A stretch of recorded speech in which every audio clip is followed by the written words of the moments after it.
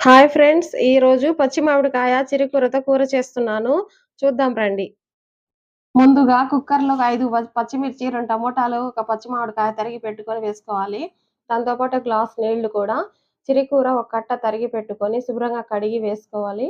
దాంతో పాటే ఒక హాఫ్ టేబుల్ స్పూన్ పసుపు వేసి కుక్కర్‌లో 3 విజిల్స్ వచ్చేంత వరకు ఉడకబెట్టుకోవాలి. చిరికూర బాగా మెత్తగా ఉడికిన తర్వాత ఒక టేబుల్ స్పూన్ ఉప్పు వేసి బాగా మెత్తగా ఎనుపుకోవాలి. ఎనుపుకున్నాక స్టవ్ మీద ఒక గిన్నె పెట్టుకొని 2 టేబుల్ స్పూన్ల నూనె వేసుకోవాలి.